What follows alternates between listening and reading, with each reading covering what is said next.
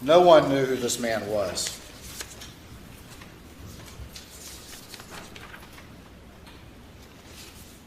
He had avoided accountability his whole life. He had relied on his family name. He had a powerful family. He carried a badge and used that authority. He lived a wealthy life. But now finally, he was facing complete ruin. His father, who he idolized, who I worked with on occasion, was dying. His son was facing charges for the boat case. He was facing a civil action that not only could potentially ruin him, but expose the reality of what he'd been doing for years. He had an opiate addiction. The entire illusion of his life was about to be altered. He couldn't live for that. He's the kind of person for which shame is an extraordinary provocation.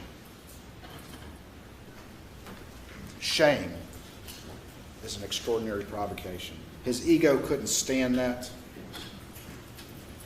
and he became a family annihilator.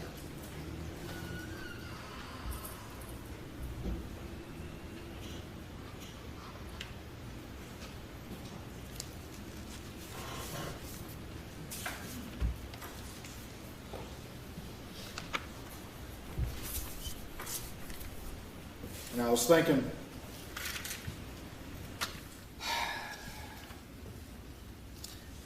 that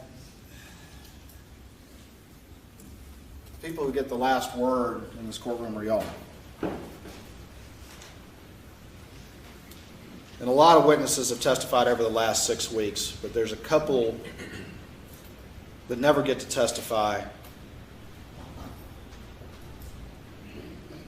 but are important, and that's common sense and human nature.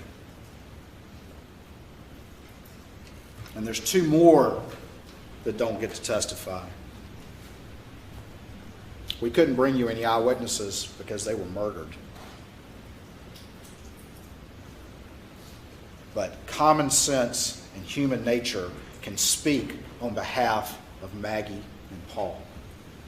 When you look at this in its totality, common sense and human nature can speak for them. And they deserve a voice.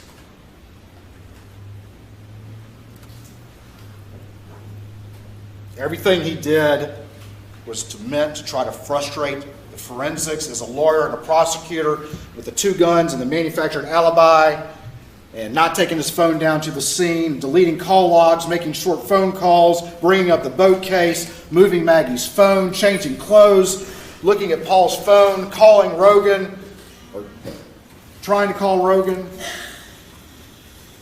One man controlled this crime scene initially, and that was Alex.